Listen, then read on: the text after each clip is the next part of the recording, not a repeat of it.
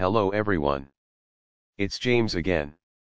And before I start today's video, I just want to quickly say, all work in this video contains 100% original content of and by myself James Smith, otherwise known as Bgood 4000, and was uniquely created with NAWMAL software, by myself James Smith. As I purchased commercial rights from NAWMAL to produce my unique and original video with this software. Commentary is uniquely my own thoughts, feelings, and expressions. Now that I have that out of the way, I do hope your day is going better than fantastic. And your journey to self-betterment is going better than fantastic too. Today I wanted to talk about something very important. As of late, I've mentioned how some of the new dating ways that seem to be pushed and promoted seem to be fueling more and more narcissism in people, in society, and in a great many areas of our lives. In the last video I talked about dating books and how it appears what they are teaching is pretty much the same playbook a narcissist uses to target, and to manipulate, and to ruin the person they are with. All for the gain of narcissistic supply, money and or power. But here's something that goes along with this topic. There appears to be another thing that is being praised as a new normal and appears to be given different names. But the name most of us know it as is the Narcissist Discard phase. Meaning, when the narcissist can no longer get good quality narcissistic supply, money and or power from their target, they discard them like an old sack of nothing. And if this supply is almost gone, they might discard them to restart the supply through things like family court, divorce court, and other games the narcissist might have up their sleeve to keep the game going. But the first part of this is what we are focusing on. If the narcissist feels like you no longer serve a purpose to them, they will toss you out of their life like you never mattered. It's truly something. And not in a good way. How they are able to do this. And it shows their true feelings on how they never really cared to begin with and how all of the good times were all in act. If you ask anyone that has gone through this with a narcissist, they will tell you that when they first met, they thought they found the one. That this new person just came into their life and was just a bright light in their dark lonely room. Every time this new person came around, they felt happy, wanted, and even loved. The bright look on this new person's face was just a wonderful thing to be around. They felt warm inside just being around this person. Then when the narcissistic supply ran out, and or the money, this is key, all of the money ran out, the narcissist shows up one day to say, with a cold look on their face, that they are now with someone else and they never loved you. No warning. No nothing. Just evil. Cold and heartless. And you are just stunned. How could this happen? Well, it happened because this person never loved you. And they were just using you for the superficial things they could get, like money, possessions, power, and yes, narcissistic supply. And once they found a bigger, better deal, meaning they found someone they could manipulate, but they had a bigger house, more money, and a better position in life, they dumped you faster than a hot rock. This isn't love. This is called the narcissistic discard. No love. Just an opportunist looking for the next big thing to come along as they constantly try to inch their way up the ladder of society. But here's the thing. There are tons of people all over YouTube and other areas of life, teaching this way of using people and discarding people as what appears to be a warped way of some sort of self-help. Which brings me to the dating down topic. It appears that a great many are preaching to not pick someone based on character but based on their net worth. And if they lose that net worth through no fault of their own, discard them, because in their words that's just nature. You see, though narcissism can and does affect both men and women. I have tons of women on my channel as I have men that have been mistreated by their husband or wives at pretty much the same rate. And the subscribers on my channel are almost a 50-50 split between men and women. Yes. Depending on the month or time of year. Sometimes it's 60-40. Shifting from one side to the other. And yes, part of that has to do with I like to talk to everyone. But I also believe it has to do with narcissism affects everyone, both man and woman, the same. And this is very important to know. Because once we start looking at that, we can start to see narcissism in the areas of life in which it hides so well, because we as a society refuse to look at it because society says this is off limits. Or that is off limits. And that is exactly what the narcissist wants. Because the more people are told they can't question this or that, the more the narcissist can do what it is they do, because the manipulation is going unchecked or questioned. I say all of this because when I'm talking about dating down, I'm talking about what is being talked about online and YouTube by and large, and in society. And dating down is something that is said that a woman at all costs should stay away from with in regards to picking a man. Even if he has a good job and has moral character.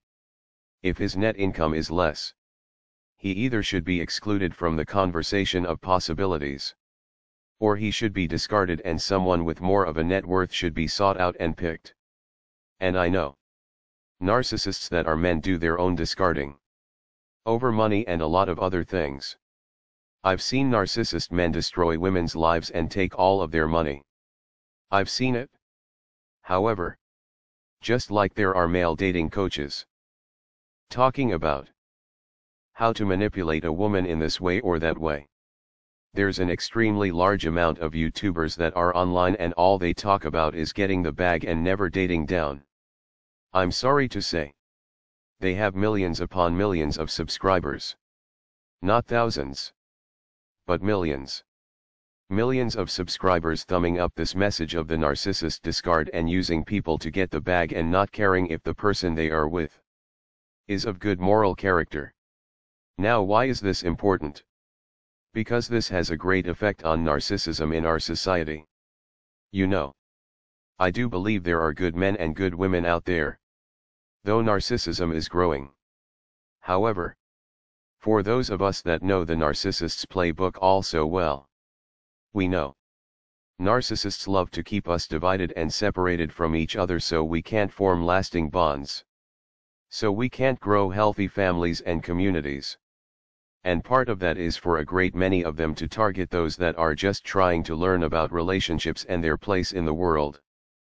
And the narcissist thinks, they think if they can lead this person or that person off of their life course and down a road of empty relationships and chasing money and superficial things, they can get this person to feel like a bottomless pit inside, and so when they do meet someone that is a good match for them, they will be so broken and dysfunctional they won't be able to build in that relationship and effectively bond with this person. Well, I have news for you. Because of a lot of the things a great many people have been learning from their movies, television shows, and their music, it's not so uncommon for a great many people to veer off course and make a lot of these sad and tragic life mistakes. You see, there are some out there taking calls and interviewing women on different platforms, asking them about what they want in relationships. And sadly, at 98% of the time is more about money and things, instead of who the person is inside. Look, we live in a society where things are up in the air. You might have a job today and tomorrow you might not have a job. Today you might be making more than your spouse and tomorrow your spouse might make more than you. The days are gone of one person able to make the money and support the entire household. There are only a small percentage of human beings on this planet capable of that very tall task. A task unrealistic to put upon most.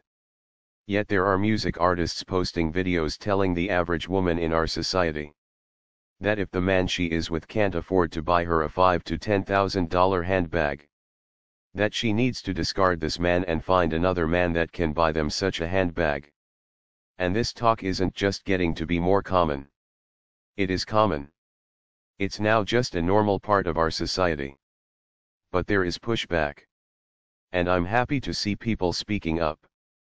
However, we are still far off the mark from sharing the truth that a $5,000 bag isn't love.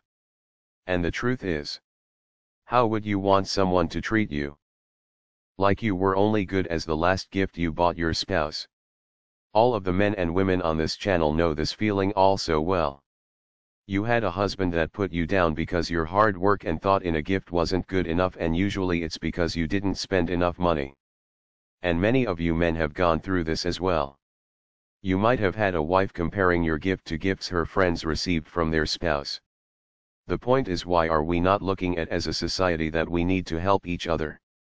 Let's stop with this divorce court nonsense. Or you lost your job today and had to take another job that is a pay cut. Or I'm going to leave you nonsense for someone that doesn't care about you but they have more money today. But tomorrow who knows? It's gotten to be chaos out there in terms of romantic relationships. I have a news flash. No one will have a perfect life that you or I know.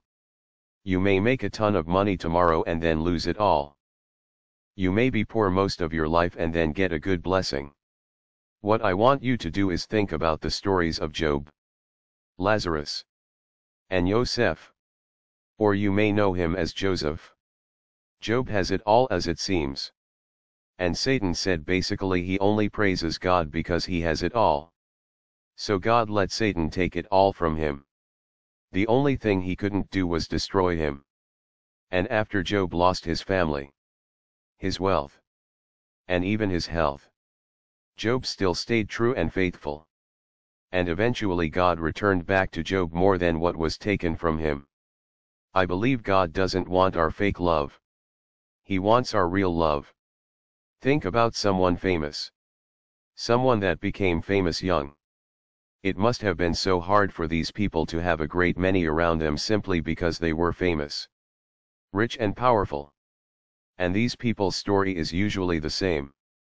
When they lost their money, and the good time circus was over, most of these so-called friends, and even their spouse left and they were nowhere to be found.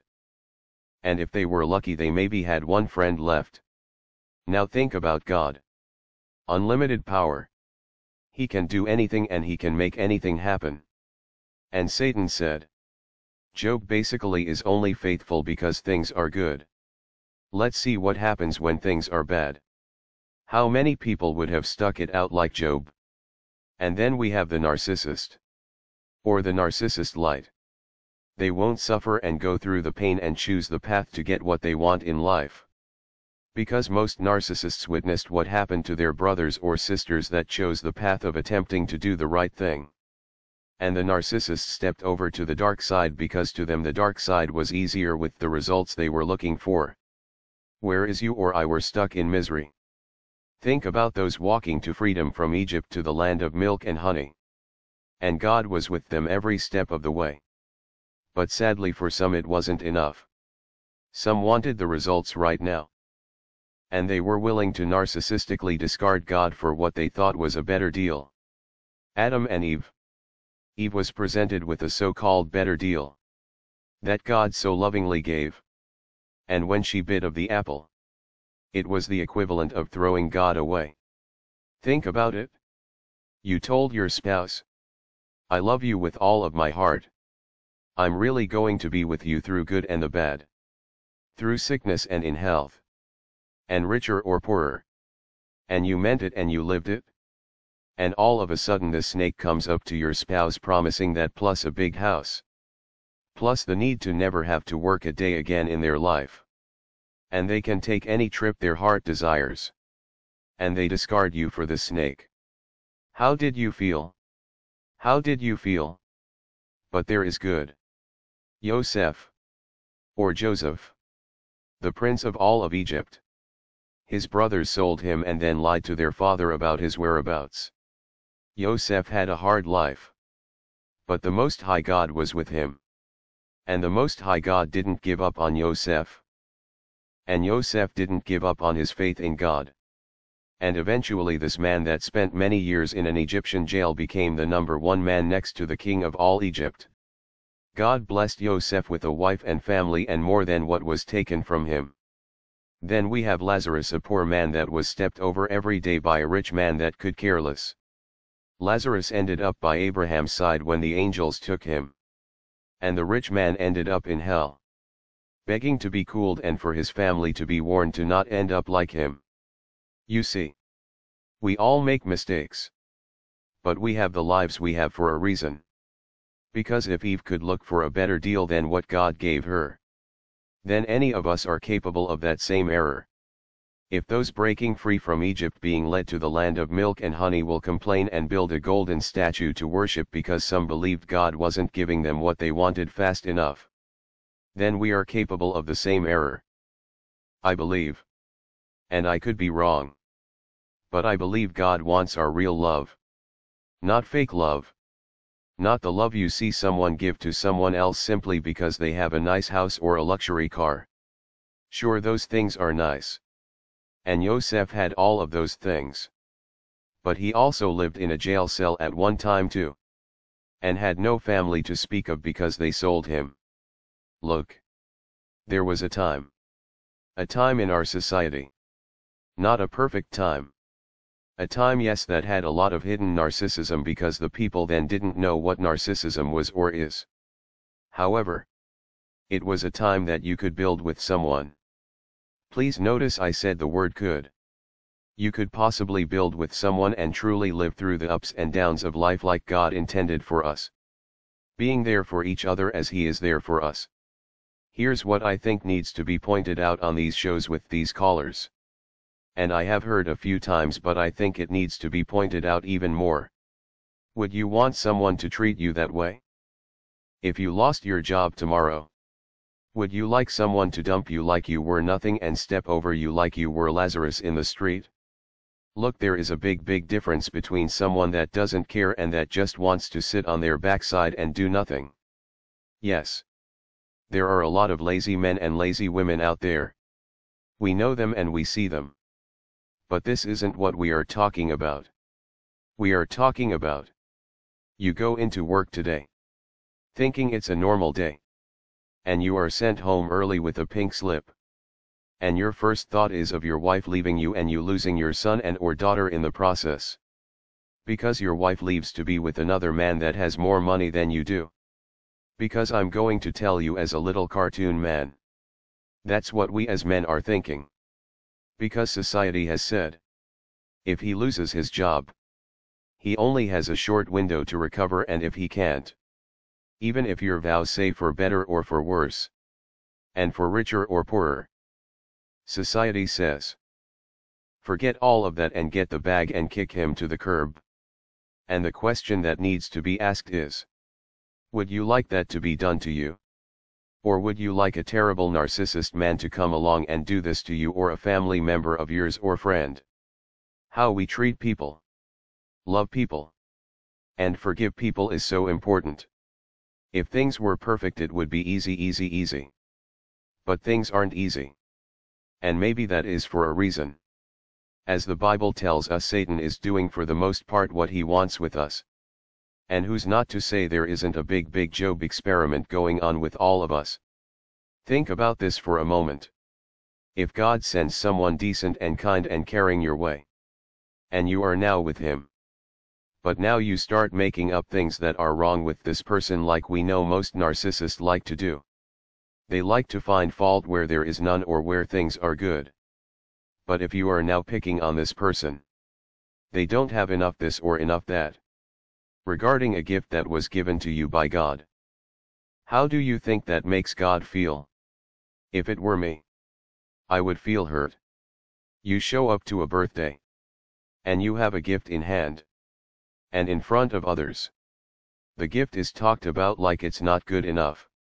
How would you feel if you made an honest effort to put thought and care into your gift? I say that because we know narcissists love to give horrible gifts on purpose. But maybe you didn't have a lot of money then and you made a gift. And you took a lot of time and effort and care. And it looked better than anything that could be bought in the store. And you said, I made it especially for you. And they said back, oh, I see you didn't have to spend any money. Cheap as always. How would you feel about that? How would that make you feel? It would make you feel like your gift wasn't appreciated, and nor are you. Well, God gives us gifts all the time. We just need to see them for what and who they are. Yes, in some cases for who they are. In this day and age, you just might have to date down. And I'm not talking about in moral character. I'm talking about in money. Hey, if someone comes your way that has it all, great. That's wonderful. But if someone comes along that is hard-working, responsible, kind, caring, and possibly even someone that is pleasing to the sight, maybe they are just average. Be careful to not judge so harshly. God may have his hand on and in this person's life. The same way he might have his hand on and in your life as well. Yes. We need to be careful. Testing the spirits and trusting the gut instincts God gave us. And by doing so we hopefully can distance ourselves from narcissists and others that want bad for our lives. But in the process we must not discard or throw away good people simply because they don't have as much gold or silver in their pocket as the next. Something to think about. Well, that's all I have for now. Please share your thoughts, as I would like to hear from you.